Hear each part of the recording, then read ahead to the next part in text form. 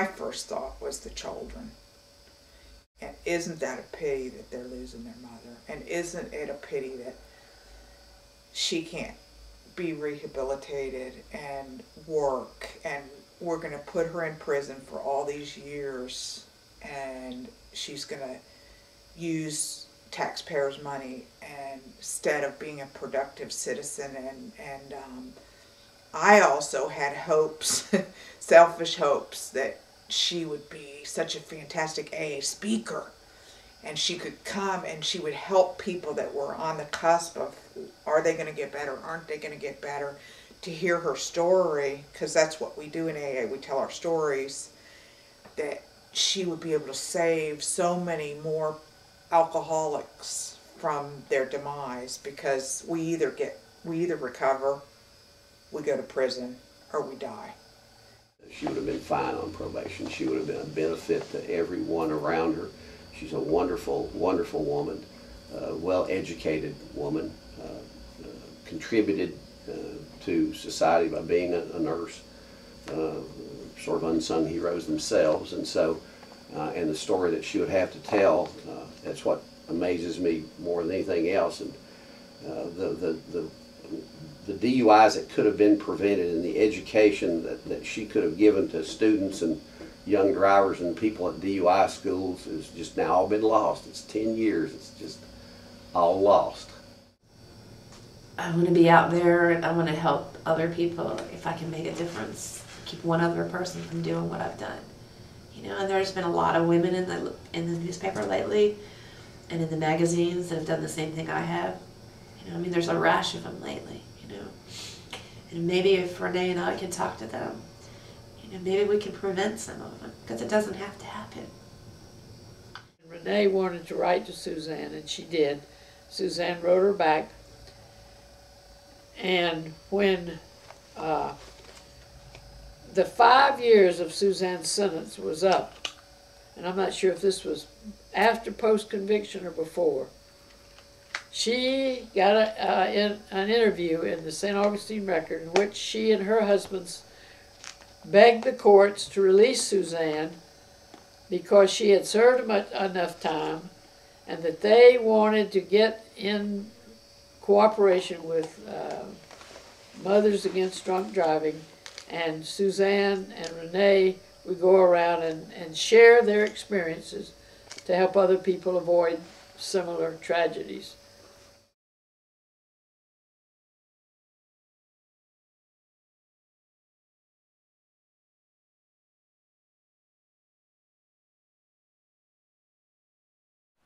Nothing more that I'd like to see than her getting out of jail and me and her going around and speaking to kids. And I just feel like enough is enough, and it's time for everybody to move on. The kids need their mom. It's bad enough she's missed her son's graduation, and I don't think that she should miss Kristen's graduation.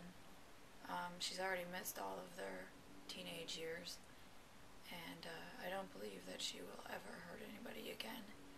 I think she could really, you know, save somebody else's life through her own mistakes. But just to really judge her through compassionate eyes and look beyond the monster mentality that some other people have portrayed her out to be, as a remorse and no regret, and that's so unfair and so not accurate.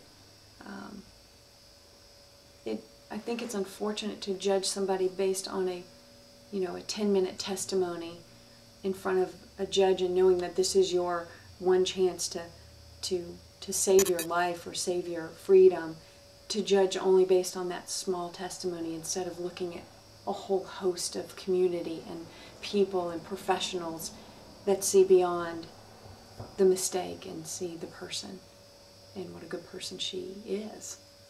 I'm going to stay at Mary Carol's house at first so I can save up some money. You know, I'm going to, I have the degree in nursing, I have the business degree. I'll be done with my architectural drafting next year too. I planned on, working in the hospital because they said they would rehire me when I got out. My husband and I took turns being in the hospital. And after having had Suzanne, she and one other nurse, we remembered them very well, very pleased with them, and asked for Suzanne a number of times. The other nurse was in charge of the floor, the cardiac floor. So, but Suzanne was so competent and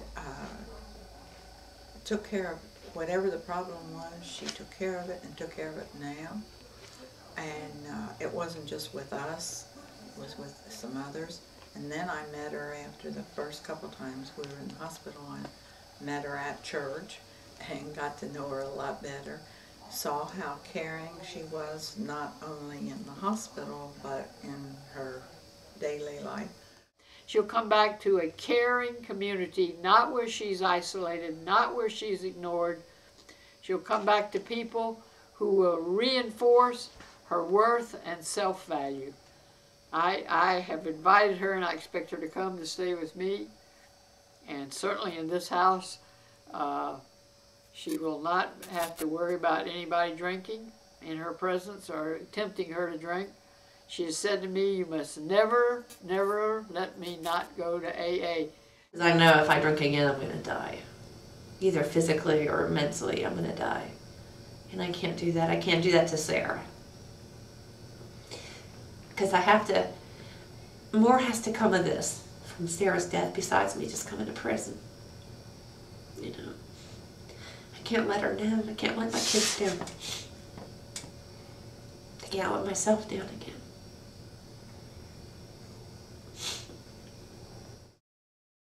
I mean, how much is enough? I don't know, but I say, is there forgiveness? And if there is, I certainly think she deserves it. I think that, she will become a useful citizen. She will work again. She will help other alcoholics. She'll save lives with her story. Any of us are not so big that we can't make life-changing mistakes and any time in our life, and there's a lot to be said for forgiveness and recognizing that there are factors that can cause us to make some really bad decisions. Just because she made a horrible decision, a poor judgment call, does not make her a bad person, a bad mother, a bad woman. She's a valuable person and a very loving and caring person.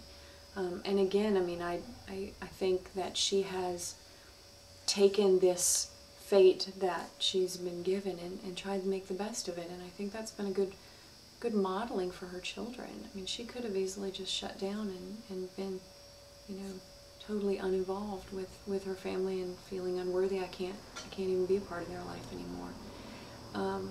But I wish, so much for her. I think it's unfortunate to have such a good nurse and mother and woman to be behind bars. And that day, I think she was just so tired and so put down, and she loved those children so. She wanted to take them to the fair. She did. And she just made a dumb choice.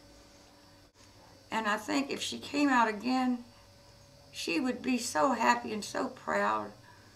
I made a mistake. I've overcome it. I made a bad one, and y'all don't want to be like me. You want to come out on the other side, not do what I did, but be what I've become.